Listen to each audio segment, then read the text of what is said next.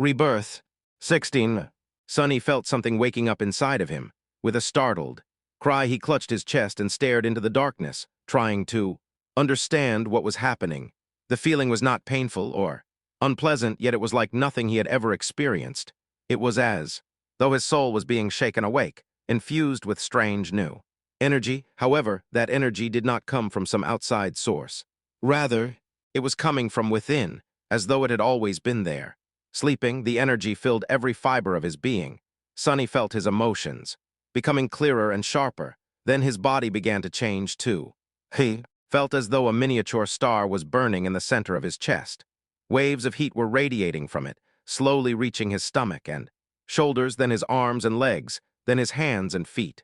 Under that heat, his bones, muscles, organs, and blood vessels were being rebuilt and revitalized. Sonny felt like he was being reborn. He was becoming stronger, faster, healthier.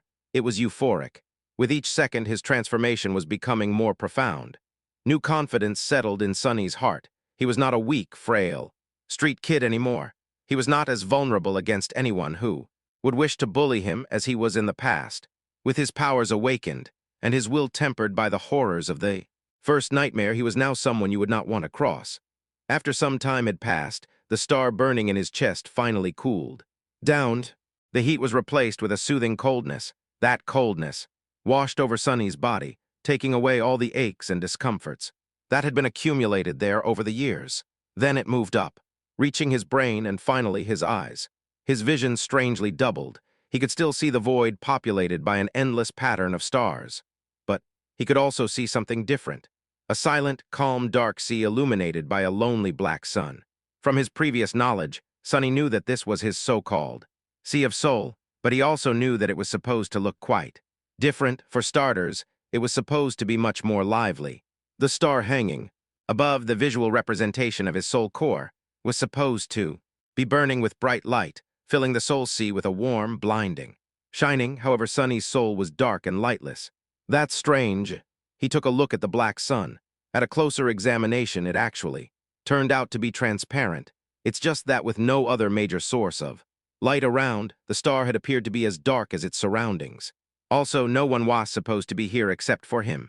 It was his soul, after all, but Sonny had a nagging feeling that somewhere just beyond the periphery of his vision, hidden in the darkness, shapeless forms were constantly moving.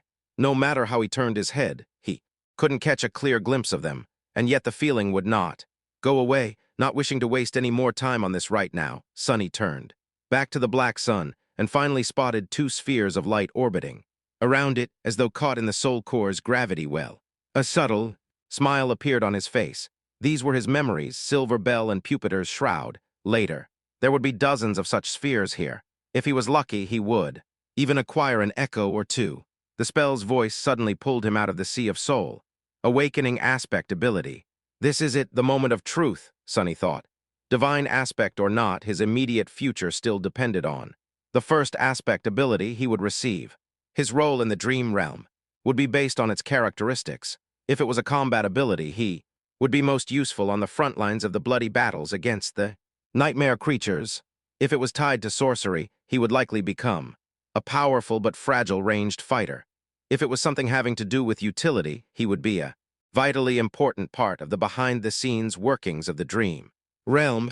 Utility abilities were also extremely valued in the real world, where Awakened performed many tasks that kept it going. If he was lucky, he could even become a healer. Healers were very rare and as such, sought-after specialists. Aspect ability acquired. Aspect ability name, Shadow Control. Sonny hurriedly summoned the runes. He wanted to go to the description of his new ability right away, but then decided to give his overall information a look first. Name: Sunless, true name, lost from light. Rank: Dreamer, Shadow Core dormant, Shadow Fragments 12/1000. What is that? Where the rank of his soul core was supposed to be written. A mysterious Shadow Core appeared instead. Sonny looked at it, blinking. He had never heard of anyone having a different kind of core before. Was he that unique? This enigmatic Shadow Core would certainly explain why his Sea of Soul looked so strange. And also, he moved his eyes down, noticing the Shadow Fragments counter. Usually there was supposed to be an indicator of the number of soul shards consumed. However, it was nowhere to be seen. Do I actually have a completely different progression? Path than all awakened. The idea was as exciting as it was frightening. Not having to fight for resources with anybody else was an incredible advantage. Most of the human society in the dream realm was built around the acquisition of soul shards. If he had no need to gather them to evolve, not only would he be able to become more powerful with incredible speed, he would also be completely self-sufficient. On the other hand, he had no idea how to acquire these shad fragments. However, he had gotten 12 of them somehow already. So whatever it was that he had to do, he had already done it in the first nightmare. I'll have to explore this carefully.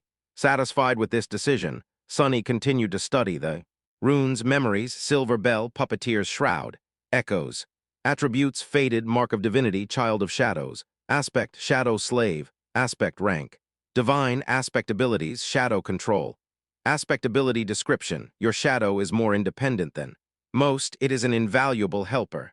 What is that supposed to mean? Sunny held his breath and began to read the description again. But at that moment, a new set of runes appeared just below it. Simultaneously, the spell's voice resounded in the black void. All power has a price. You have received a flaw. Your flaw is... Sunny read the runes and his eyes widened in horror. Oh no. No, no, no. 3 simple words. 17. He closed his eyes, then opened them again, hoping that the runes would disappear. Please be gone, please. But the runes were still there, shining slightly as though mocking him. Flaw, clear conscience. Flaw description, you cannot lie. Sunny stared at these 3 simple words, feeling like there was a bottomless abyss opening right beneath his feet. The spell, which was usually frivolous with its descriptions, decided to be straight and on point this time. There were only 3 words. They left him no room to maneuver. Can't lie, I can't lie, me. How am I supposed to live if I can't lie? Sunny's very survival was predicated on his ability to deceive and outsmart other people. Even the spell itself congratulated him on his treachery. Without the ability to lie, he wouldn't be able to achieve anything, not to mention. His heart suddenly felt as though it was about to stop. If he could only tell the truth, how was he supposed to hide his true name? Wouldn't anyone be able to turn him into an obedient slave by simply asking a couple of innocent questions? SH. Sunny was about to scream and curse, but at that moment the spell spoke again. Wake up, lost from light. The black void spun and disappeared. Sunny opened his eyes. The armored ceiling of the police station's vault hung above him. No one would call its aesthetics beautiful, but to him it was the most majestic sight. Only now did he realize how much he had missed.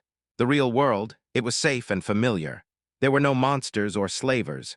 Well, at least officially. There was no constant fear of torturous death. It was home. In addition, Sunny felt incredible. The cold that had crept deep into his bones during the nightmare was gone, taking with it all the pain that his wounded body had been enduring day after day. His feet and wrists were not in agony. His back had forgotten the bite of the whip, and he could even breathe without feeling the sharp edges of his broken ribs cutting deeper and deeper into his lungs. What a blessing! The sudden disappearance of pain, coupled with the new vitality that permeated his body, almost made Sunny cry. I really survived. He slowly looked down and then froze, breathless. On a cheap plastic chair, placed beside his reinforced medical bed, sat the most beautiful woman he had ever seen. She had short, raven-black hair and icy blue eyes. Her flawless skin was smooth, supple, and as white as snow. Actually, this was Sunny's first time meeting someone as pale as he himself was.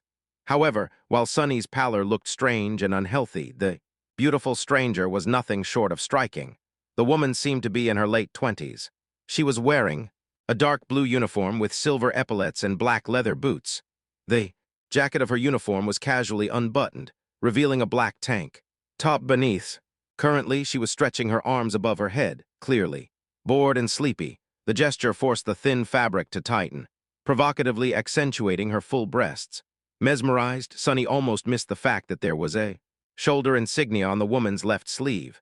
There were 3 stars on it. 3 stars, huh? He thought, distracted. 3 stars means an ascended, huh? Yeah, wait. An ascended.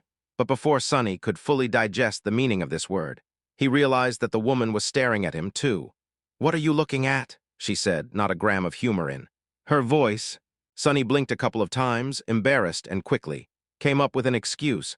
Then he opened his mouth and answered, your breasts. A second later, his eye widened in absolute horror, because he wasn't planning to say those words at all. His mouth moved on its own. A wave of terror suddenly drowned his mind. The woman slowly smiled with a dangerous gleam in her eyes. Then, without any warning, she moved her hand and slapped Sonny across the face. Sonny's whole body was turned around. If it wasn't for the restraints holding him in place, he would have probably flown off the bed. For a moment, he even saw stars, but it could still be considered getting off lightly. And ascended, the woman was an ascended. She could have torn his head clean off with a flick of a finger. Why did he have to offend someone so powerful of all people? Meanwhile, the woman cleared her throat and crossed her arms. Are you awake now? Sonny held his numb cheek and carefully nodded. Good. Let me give you a piece of advice. Don't just say anything that comes to your mind, especially to girls. It's not like you haven't seen a girl before, right? Say thank you. I definitely will not, Sonny thought, but instead his mouth moved on its own and he said, I've seen plenty, but no one as beautiful as you. Then he flinched back, his face as red as a lobster. The woman stared at him for a few seconds and then burst into laughter. I see you haven't met a lot of awakened then. By awakened standards, I'm below average. Sonny glanced at her with doubt. The woman shook her head. As your soul core develops, the body gets rid of all its imperfections, so it's hard to find an unattractive awakened, especially among the stronger ones. Live long enough and you might just become a flower boy yourself. Then she gave him a thorough look and added, well, maybe. In any case, since you're awake, welcome back to the land of the living. Congratulations on surviving your first nightmare. Sleeper Sunless. Sleeper Sunless. That was how people would address him now, at least in the short span of days until the winter solstice. After that, he would either return from the dream realm as an awakened or not return at all. It felt strange to have a title put before his name. In the past, Sonny was rarely even addressed by name. People mostly called him things like boy, punk, brat, or hey you, but now he even had a title, Sleeper Sunless. Actually, the correct term was dreamer, but humans had their own set of words for those infected by the nightmare spell. Carriers who had just finished their first nightmare were called sleepers because of how they interacted with the spell. Basically, once his spirit enters the spell, his body was going to fall into slumber. That slumber would continue for days, weeks, or even months, however long it takes him to escape the dream realm. Hence the term sleeper. Once he escapes and becomes an awakened, he would live his life normally during the day and return to the dream realm every time he falls asleep. The awakened were called the same by the spell, and the humans.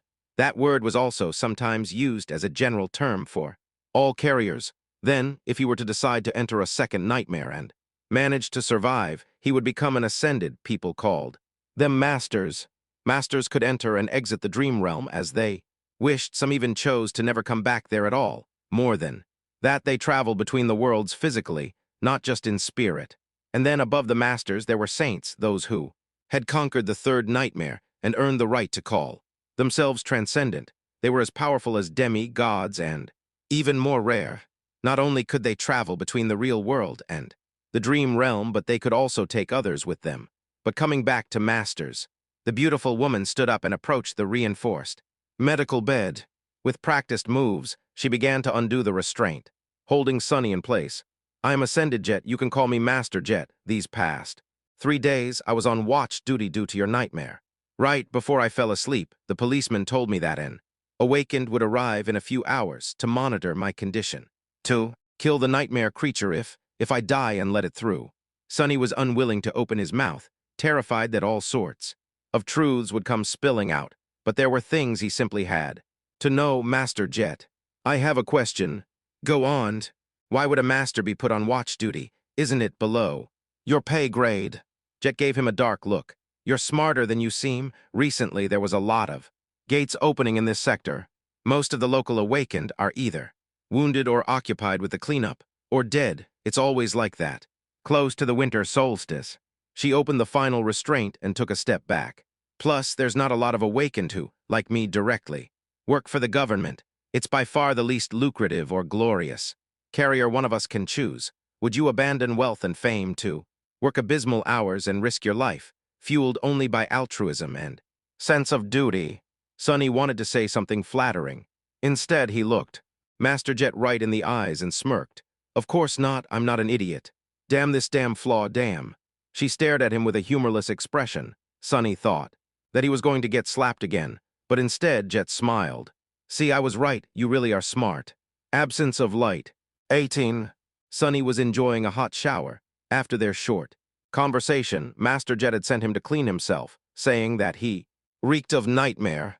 The unnatural slumber of the spell would slow down the body's metabolism, and the medical apparatus he had been strapped into was supposed to take care of the rest, but he was still asleep for 3 whole days. Even if only psychological, the scent of bloodshed and despair lingered around him. Ah, I'm in heaven, Sunny thought, willing himself to temporarily forget about the looming disaster of the flaw. He was alone in the police station's showers, relaxing under the streams of hot water. After a bit of time had passed, Sunny reluctantly turned the tap off and walked over to the towel rack. Coincidentally, he saw himself reflecting in the mirror. The changes in his physique were subtle but noticeable. Pale skin seemed a little healthier, his muscles a bit more pronounced. He looked slender and lean instead of emaciated and frail, as he did before. There was a slight luster to his dark hair and a shine to his eyes. However, he was still rather diminutive. Not exactly a picture of masculine handsomeness, to say the least. Flower boy, huh? Sunny thought, full of bitterness. Then he suddenly froze, noticing something strange. As he was looking at himself in the mirror, the reflection of his shadow seemed to move. It was as though the shadow lowered its head and quietly face-palmed. Sunny quickly turned around, piercing his shadow with a nervous look. However, everything seemed normal. The shadow was doing exactly what it was supposed to do, repeating his every motion. I clearly saw you move, he said, feeling a bit strange. You have just moved on your own, right? Sunny glared at the shadow, which obediently glared back. Did you move or not? The shadow enthusiastically shook its head. What do you mean, no? You've just moved your head, do you think I'm a fool? The shadow seemed to think for a bit and then shrugged. Sunny was left with his mouth agape. Your shadow is more independent than most. It is an invaluable helper, he muttered finally. Right, this was how the spell had described his aspect. Ability, but what exactly could his shadow do? He decided to experiment a little. Hey, you. Tell me what you can do. The shadow was silent and motionless. Right, it doesn't have vocal cords. As though that made any sense. Shadows were not supposed to have muscles either, and yet it knew how to move. Show me. No reaction. It seems the shadow was content pretending to be an ordinary, lifeless blob of darkness. Sunny sighed. I'm doing this wrong. Independent or not, the shadow was still a part of him. It was a manifestation of his aspect ability. So instead of asking the shadow, he really should have been asking himself. Not going to talk, are you? Sunny closed his eyes and directed his perception within, exploring himself for the first time since returning to the real world. He felt the beating of his heart, the steady rising of his chest, the slight chill of the shower room. He heard droplets of water falling on the tiled floor, felt the movement of filtered air against his skin. And there, on the verge of his consciousness, something new, a completely new sense. Sunny concentrated on it, and suddenly a whole other world opened to him. It was hard to describe with words, just like one would have trouble explaining how hearing or touch feels. It was as though he could communicate with vast forms that crowded around him and receive an understanding of both their own shape and the surrounding space, guided by the different degrees of pressure they exerted on his mind and each other. That understanding came naturally and instantaneously, like an instinct. These forms were shadows, and among them one, not the largest one but the deepest, didn't feel like an external entity. It was like a part of his soul. Once Sunny grasped the feeling of it, he could sense the shadow just like he sensed his limbs. The only thing was that his limbs were made out of flesh, and the shadow was made from the absence of light. Sunny opened his eyes and looked at the shadow. Then, with a thought, he willed it to raise an arm. The shadow raised an arm. He willed it to sit, stand, turn around, kick. Then he willed it to change shape, turning into a circle, then a line, then a monster. And, finally, back to his own silhouette. The shadow was mercurial and fluid like water. The only constant was its size. How about that? The shadow pouted, then reluctantly raised its thumbs. But how are you useful? He willed the shadow to strike the towel rack. It obediently moved and delivered a powerful kick. Of course, since it was just a shadow, its leg passed over the towels harmlessly, not even causing them to sway a little. Is that all you can do? In his mind, the image of shadow tentacles tearing the mighty tyrant into little pieces cracked and shattered mercilessly. It seemed he would not be competing with Shadow God any time soon. How regretful. The shadow looked at him with disdain. Then it shrugged and stopped moving altogether, clearly offended. Sonny sighed and took a towel off the rack. All right, I will explore it later. A few minutes after that, he was wearing a clean police-issued tracksuit and heading for the cafeteria. Master Jet was waiting for him at one of the tables with 2 trays full of steaming synthetic food. Front of her, help yourself. Sonny glanced at the cheap gruel, which was not so different from the stuff he used to consume in the outskirts, and sighed. Somehow he had expected his first meal, after becoming a sleeper, to be more lavish. Still, it was food. He sat down and began to wolf down the gruel ravenously. He was very, very hungry. In the process, his thoughts began to wander. Sonny stole a glance at Jet and wondered. The spell told him to find a master, and the next thing he knew, there was a woman calling herself Master Right in front of him. He tried to imagine being an obedient slave to someone like her. Weird thoughts started to appear in his mind. You know what, Sonny, he thought with dark irony. Knowing your luck, this would be a perfect moment for her to ask. What are you thinking about? Sonny choked on the gruel. He felt his mouth beginning to open and put all of his will into staying silent. A second passed, without him saying anything. Then a weird pressure appeared in his mind, which soon turned into blinding pain. He endured it for a couple more seconds before giving up. I was thinking that it would be a perfect moment for you to ask me about what I am thinking, he finally said. Jet gave him a weird look. All right. Are you almost finished with your food? Sonny nodded. Then I'll begin. As per protocol, I am obligated to inform you of a few things. It is mostly a formality. First of all, concerning your nightmares. She glanced at him and sighed. You are entitled to receive free psychological counseling. No matter what traumatic experience you have encountered, there is no shame in asking for help. Your mind is as important as your body. It's only right to keep it healthy. Are you interested? Sonny shook his head. Jet shrugged and continued. As you wish, you can also talk to me. Was it very hard? How could he answer? It was simultaneously much worse than I expected and exactly as bad as I expected. She nodded, satisfied with that explanation. That's a good attitude. I won't pry any further. Us outskirt rats are way more resilient than people think. Sonny looked at her in surprise.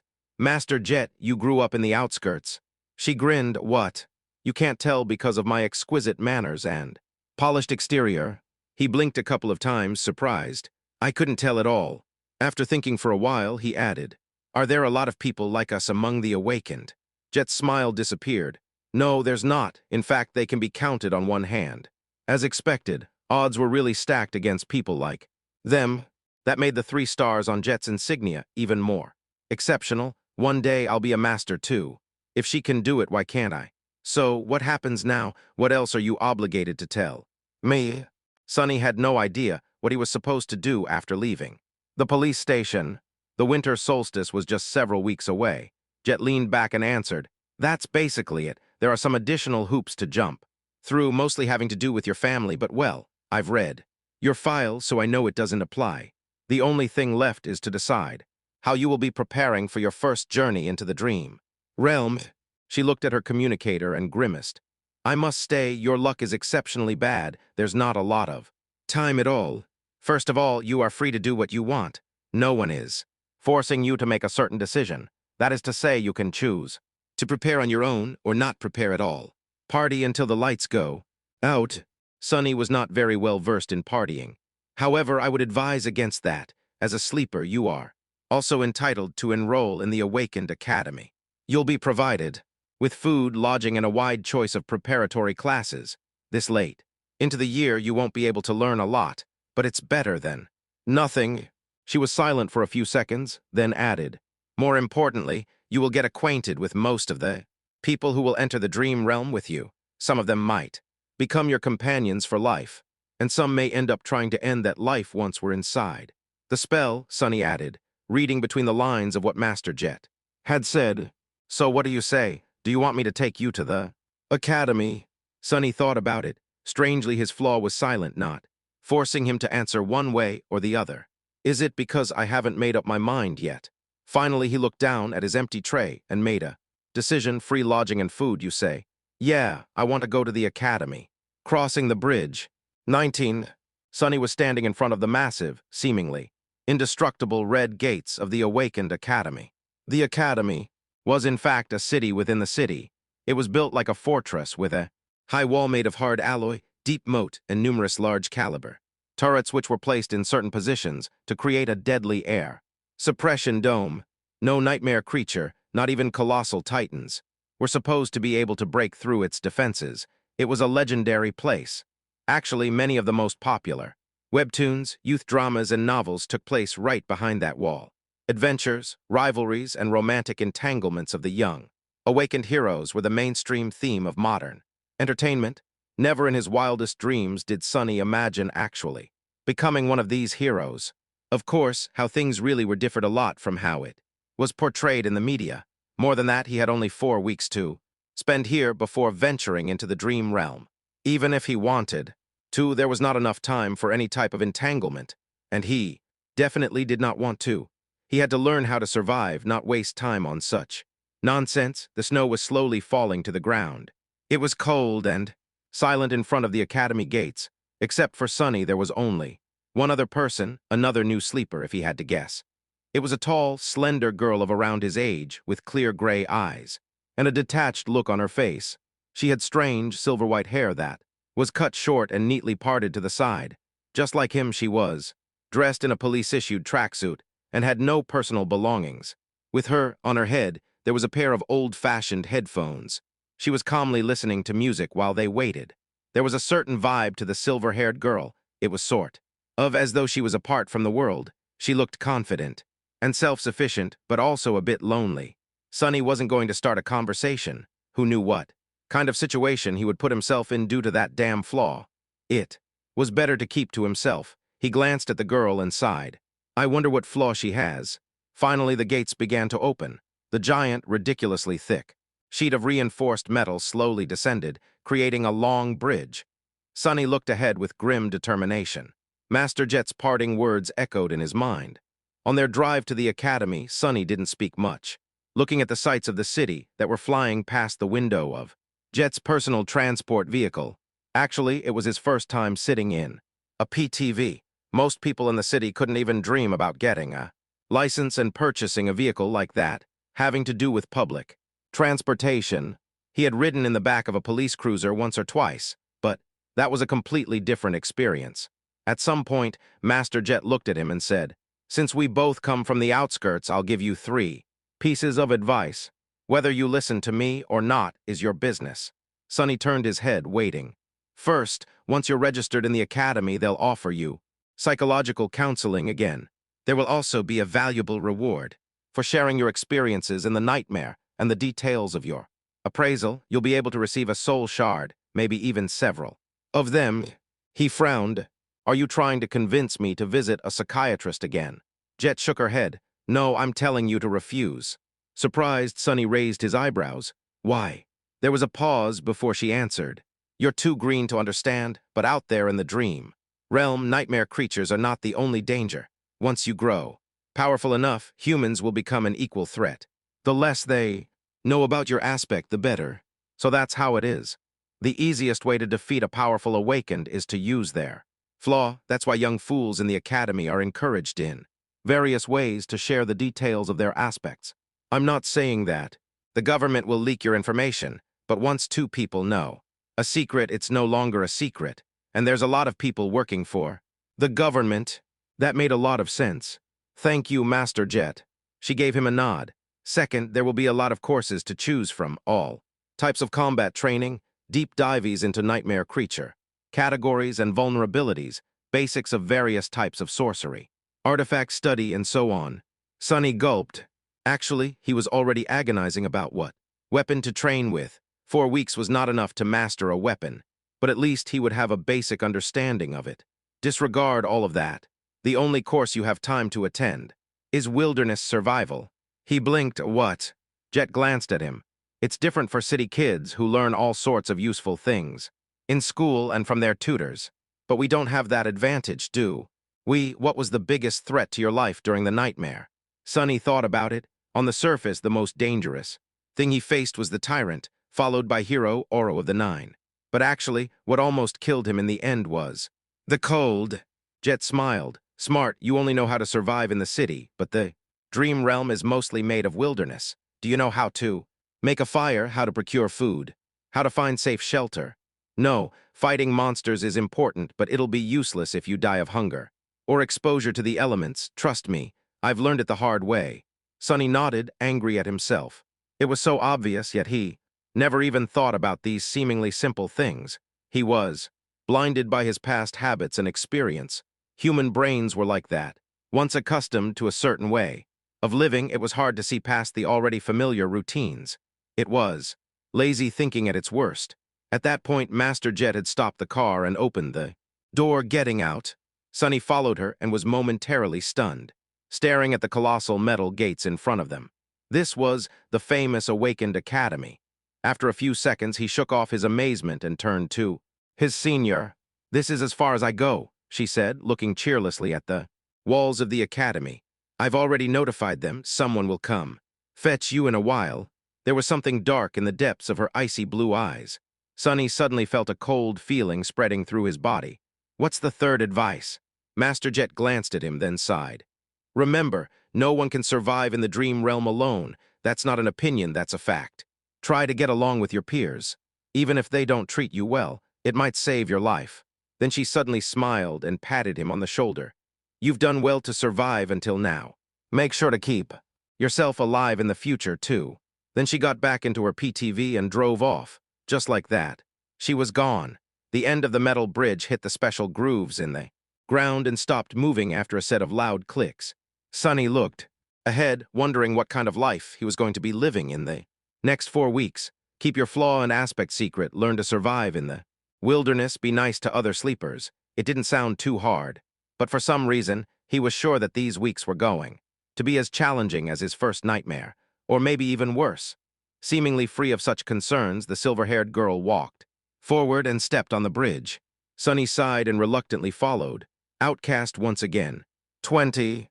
The sleeper part of the compound was relatively small and situated in the southern part of the academy, surrounded on all sides by training fields and parks. It was a low, modern building constructed with reinforced materials. Like the majority of buildings in the academy, most of it was hidden below the ground, leaving only a couple of floors above it. With its white, pristine alloy walls and wide windows, it must have looked beautiful in the summer, contrasted against all the greenery around. Inside, the building was spacious and well-lit. Sonny and the silver-haired girl were taken to a large hall where 100 or so of young men and women, sleepers of the same unfortunate timing as the two of them, were already waiting for the beginning of the induction ceremony. Most of them were nervous, tense, and excited. Logistics of the academy were a constant headache for the administrators, since the rate at which the spell infected people was always chaotic. There was no way to orderly structure for batches of sleepers to undergo any type of standardized education on a shared schedule. Some of them had a full year to prepare for the dream realm, some only months, some even mere days. That's why these induction ceremonies were held each month, at the beginning of the year, and then every week once the winter solstice began to loom near. Some of the sleepers in the hall had to wait days to be inducted, while Sonny had lucked out and was delivered to the academy just hours before the scheduled event. Once inside the hall, he understood two things. Firstly, everyone was well-dressed and in possession of a suitcase, a duffel bag, or at least a backpack carrying their personal belongings.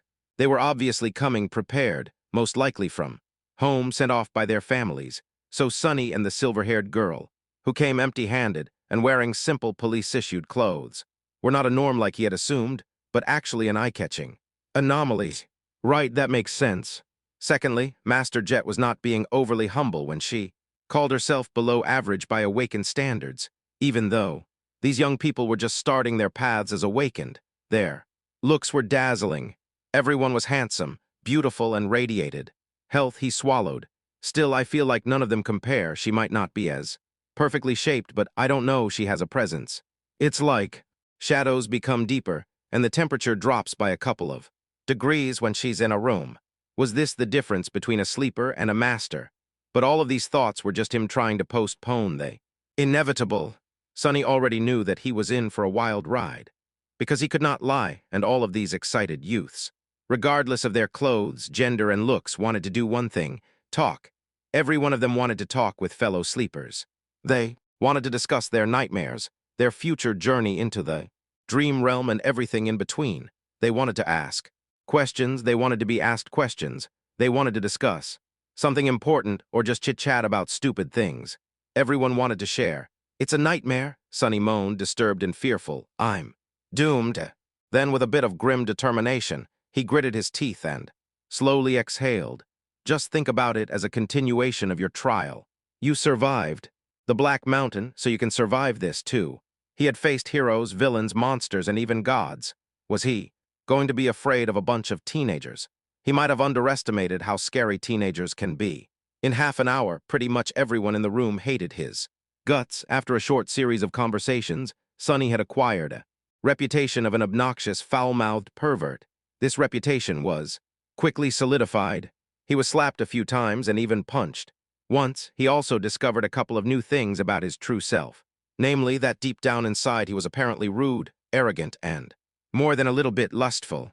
The conversations went something like this: "Look at all these young people. How many do you think will return from the dream realm? How many will perish? What do you think our own chances of survival are? I don't know, but I'm pretty sure that a pompous fool like you will die first. Or, I even received an armor-type memory in my nightmare. It's an enchanted robe. Would you like to see?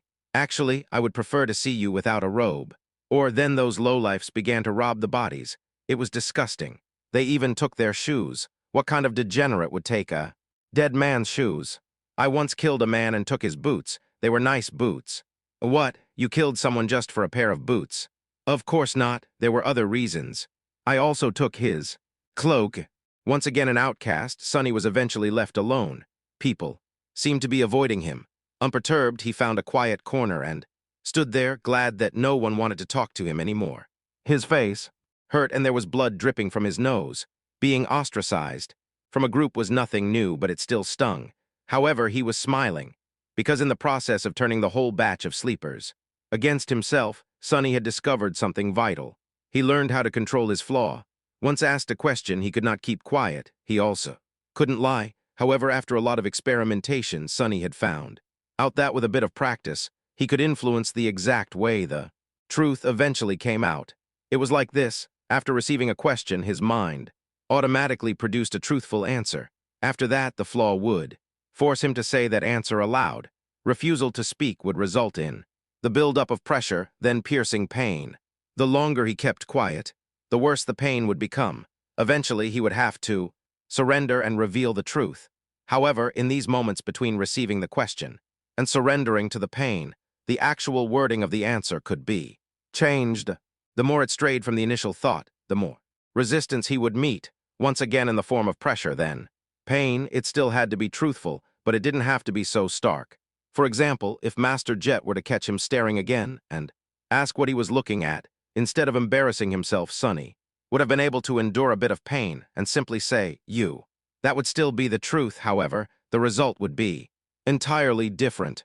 Hidden in the corner, Sonny grinned as he observed the sleepers. "This is good. This is great. This is something I can work with." After all, one didn't have to lie to deceive a person. Sometimes, truth was the best material for creating deceit. If used with a certain devious type of intelligence, truth could be as misleading as lies. For example, in one of his previous conversations, Sonny had confessed that he had once stolen boots from a dead man. The other guy was horrified and asked if he had really killed someone just for a pair of boots. The answer the flaw forced him to give was that there were other reasons, and that he had also taken the man's cloak. The true reason for killing the veteran slaver was that he had whipped Sonny a few hours prior. Besides, he was already dying. The cloak had nothing to do with the killing itself. However, the wording of the answer created an impression that it did. Thus, two truthful statements, when put together, created an effect akin to a lie. This was just a simple example. With a lot of effort and intense thinking, Sonny could create other types of manipulative truths. It was going to be extremely difficult and risky, but it could be done. He just needed a bit of luck. It was time to put his theory to practice. Sonny didn't forget what his main goal was: to make sure that no one ever finds out his true name. To achieve that, he had to create an impression that he was the most pathetic, weak person in this whole building, someone who would never receive a positive appraisal, let alone a divine aspect and a true name. However, since this would be a lie, he couldn't just go and say it, so how was he to convince everyone that he definitely did not have a powerful aspect and an impressive record with the spell? His eyes fell on a particular group of sleepers. There were 5 or 6 of them gathered around a tall, confident young man. The young man had brown hair and a gentle, handsome face. His eyes were green, with a hint of friendly humor. His posture, figure, and attentive gaze betrayed someone who went through extensive training. Everything about the young man screamed of nobility and strength. Just at that moment, one of his companions was saying with a tone of amazement, "Ascended, you have received an ascended aspect. What? What was your appraisal?" The young man smiled humbly. "Oh, it was excellent." Sonny stopped in front of the group, as though by accident. After hearing the young man's answer, he frowned and looked at him with disdain. Then, with a voice full of utter bewilderment, Sonny said, "Ascended excellent, that's it. What's the big deal?"